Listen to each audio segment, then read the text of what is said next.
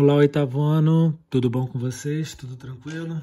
Então, vamos dar prosseguimento a mais uma videoaula nossa, né? Na nossa segunda videoaula anteriormente, eu fiz a correção dos exercícios referentes ao capítulo 2, tá? Finalizando a correção desses exercícios, a gente fecha a matéria de P1 de vocês, tá bom? E aí, na aula de hoje, dando continuidade, já nesse capítulo que a gente havia começado, né, sobre as regiões polares, isso já é conteúdo de P2, tá? Eu iniciei esse conteúdo de P2 na primeira aula. Na segunda aula eu fiz a correção dos últimos exercícios que estavam pendentes. E agora eu vou dar continuidade a esse conteúdo na nossa terceira videoaula. Tá bom? Falando aí sobre essas regiões polares que a gente já iniciou, né? Tanto da região Antártida quanto da região do Ártico, tá? Levando em consideração os seus aspectos gerais. E agora, na aula de hoje, a gente vai começar a falar da influência, né? Das massas de ar e das correntes marítimas dentro desses dois polos, né? Do planeta Terra. Beleza? E a primeira coisa que a gente tem que levar em consideração, né, quando a gente fala dessa influência das massas de ar e das correntes marítimas, é o seu clima, né, da região ártica e da região da Antártida com relação aos seus climas polares. Esses climas, por serem extremamente frios, eles vão ser responsáveis pela formação de correntes marítimas e de massas de ar frias também, né? Devido a um distanciamento das áreas de maior incidência de raios solares, consequentemente, você vai ter aí, né, climas mais frios que vão influenciar tanto nas massas de ar quanto nas correntes marítimas.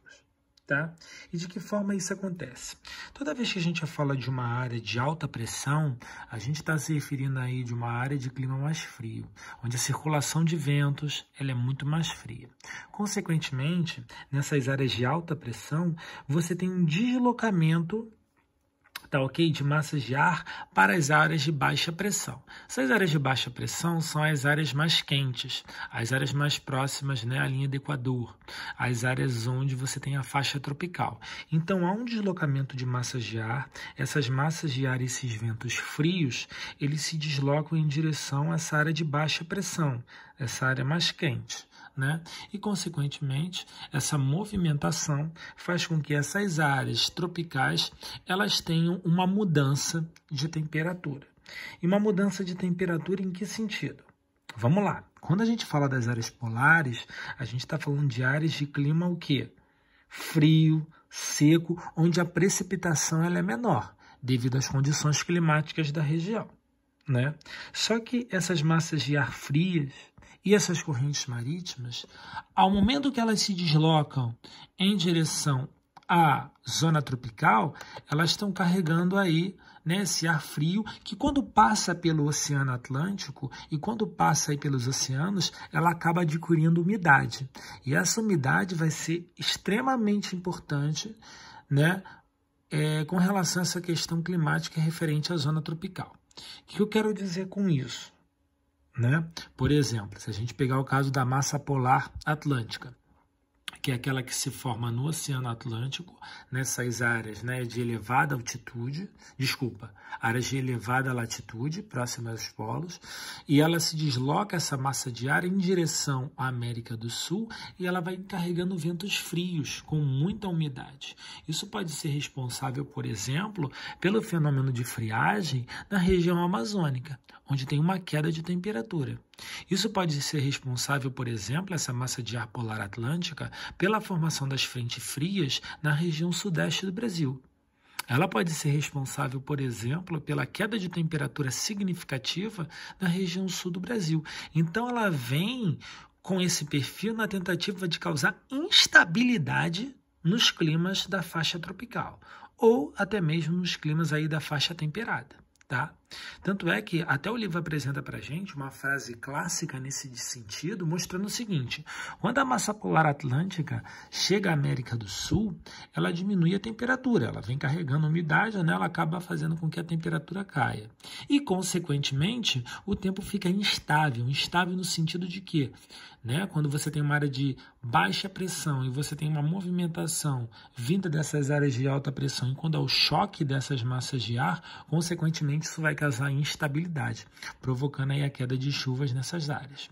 Beleza? A massa de ar desloca pelo litoral leste do continente americano e afeta o Brasil. Então, o Brasil é um aí dos países que vai sofrer muito com essa movimentação das massas de ar vinda diretamente das áreas polares. Beleza? Show de bola. Dando continuidade aí ao conteúdo que a gente já está falando, e a gente falou especificamente desse deslocamento de massas de ar vindo da região da Antártida, no caso do Ártico isso também ocorre. Só que tem um porém, como a gente está falando da região ártica, né, essas áreas, consequentemente, você tem uma formação de gelo muito mais sólida. E por conta disso, essa formação acaba provocando aí, né, uma umidade muito maior. Porém, você tem formação não só de ventos úmidos, como também de ventos secos nessa região, que podem estar originando, de certa forma, né, massas de ar que se formam e, consequentemente, fazem com que a superfície dessas áreas fiquem mais geladas nesse sentido. Tá? Além do caso das massas de ar, a gente também pode estar falando das correntes marítimas.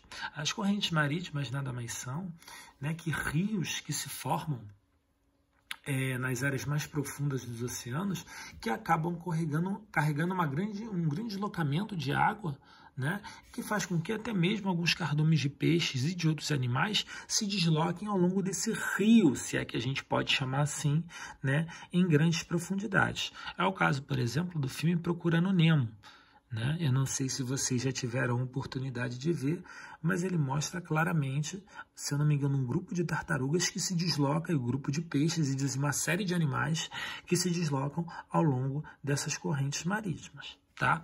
E dentre as correntes marítimas que se formam nos polos, consequentemente elas são mais frias, né, do que, por exemplo, as correntes marítimas que se formam próximo à linha do Equador, elas acabam, ao se deslocar, carregando umidade e carregando aí uma série, né, de animais que acabam indo aí no seu fluxo.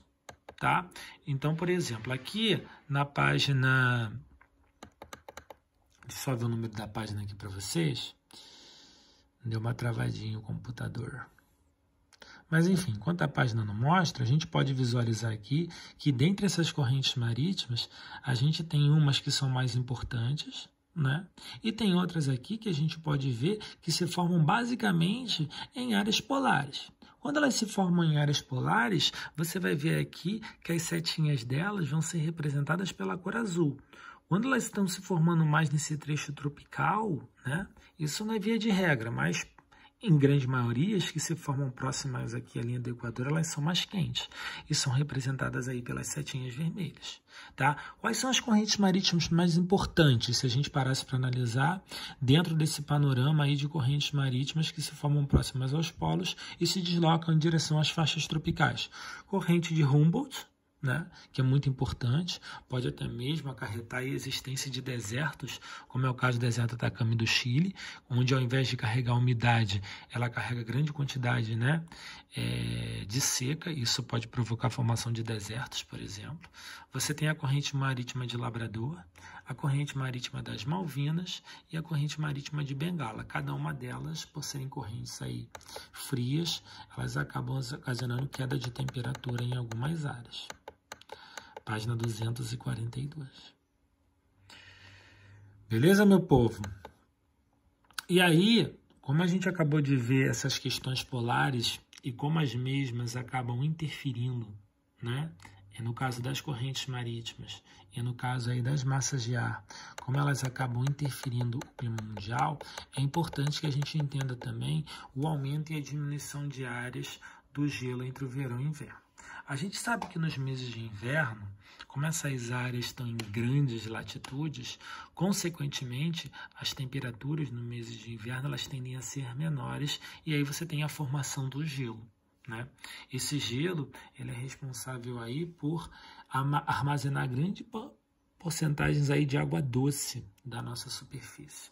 Só que a gente tem observado nos últimos anos que por conta do processo de aquecimento global, você está tendo uma diminuição desse gelo, né? Desse gelo eterno. Por que isso acontece? Com o aquecimento global, as atividades industriais, a produção aí, né, das indústrias, a gente pode estar falando dos automóveis e uma série de outras atividades, como por exemplo a criação de gado, faz com que grandes gases do efeito estufa sejam lançados na atmosfera e, consequentemente, ocorra uma abertura, né, um aumento do buraco na camada de ozônio. Isso faz com que a temperatura do nosso planeta aumente. E quando a temperatura do nosso planeta aumenta, consequentemente, os graus, ao aumentarem, podem estar desencadeando, principalmente nessas áreas polares, o derretimento das calotas. Isso vai influenciar não só as áreas polares, como também as áreas de cidades próximas ao litoral, onde o nível dos oceanos vai aumentar e, consequentemente, essas áreas podem ser alagadas. Tá? Então, quando a gente fala dessa questão aí da diminuição do gelo, isso pode estar provocando aí de forma mais significativa problemas não só nas regiões dos polos, como também em áreas mais distantes, como é o caso, né, das zonas tropicais ou temperadas. Outra coisa importante que a gente pode analisar é que com esse derretimento você tem aí fraturas nas áreas próximas aos polos, onde essa quebra do gelo pode ter a formação, por exemplo, de icebergs. E esses icebergs podem até mesmo, né, fazer com que animais da região possam ser prejudicados nesse sentido, onde eles podem ficar presos ou até mesmo causar acidentes aí referentes a embarcações. Beleza? Outra coisa importante dentro desse panorama de estudo aí dessa região polar, dessas regiões polares e como as mesmas, né, podem estar influenciando não só nos climas como nas condições meteorológicas do mundo. Esse trecho aqui é muito importante para a gente entender esse processo. Vamos ler ele. Como no Ártico apenas uma porção pequena do gelo que recobre a Antártida derrete e nas suas bordas, com o aquecimento global, a área de derretimento aumenta ano a ano. Em alguns lugares das regiões polares, o derretimento está sendo maior que a reposição do gelo durante o inverno. Nessa situação, ocorre o aparecimento mais frequente dos icebergs, né, que são essas áreas, esses grandes blocos de gelo que ficam à deriva aí e, consequentemente, né, faz com que essas áreas diminuam significativamente o seu tamanho. Tá? Nessa interação aqui, da página 244, você tem um texto que fala sobre o aquecimento global. O aquecimento global está derretendo os polos? E aí vamos ler esse texto rapidinho juntos. Né? Não resta a menor dúvida de que o Polo Norte está derretendo. Imagens de satélite demonstram que a cobertura de gelo do Ártico vem diminuindo ininterruptamente nos últimos 30 anos. Na Antártida, porém, está acontecendo o contrário. Embora o planeta esteja cada vez mais quente, o gelo polar não para de aumentar. E sabe quem os cientistas apontam como benfeitor dessa história toda? Acredite, o buraco na camada de ozônio. Então ele está fazendo aí uma contrapartida daquilo que a gente estava discutindo, né? A tendência, porém, é de que o gelo logo comece a derreter em todas as outras regiões da Antártida também, justamente porque a humanidade parece ter sido capaz de reverter ou, pelo menos, atenuar os problemas do ozônio. Tudo leva a crer que o buraco sobre o hemisfério sul está se fechando, e a situação na Antártida, como isso, vai ficar cada vez mais parecida com o Ártico. A expectativa é de que nas próximas décadas os mares do norte fiquem inteiramente livres de gelo durante o verão, algo jamais registrado. Então ele está discutindo justamente essas questões aí, né, referentes a esse aumento do buraco da camada de ozônio que está aparentemente apresentando um efeito reverso, né, daquele esperado, mas de qualquer forma a gente sabe que o aquecimento global também em outras áreas, em outras zonas, está ajudando aí a perder grande porcentagem de água doce que estão retidas nas calotas e, consequentemente, aumentando aí o nível dos oceanos. Beleza? Olha só, eu vou pedir para que vocês realizem aí os exercícios da página 245, 246, 247 e preencham as palavras da 248. Beleza? Eu vou deixar tudo explicadinho para vocês na folhinha da plataforma, né? E na próxima aula eu vou estar fazendo a correção aí junto com vocês na videoaula referente a esses exercícios, tá bom? Olha só, continuem em casa, né? Não saiam, a coisa não está muito boa nesse sentido, enfim. Mas eu espero o mais breve possível estar saindo disso para a gente se ver. Beleza? Beijo para vocês e até a próxima.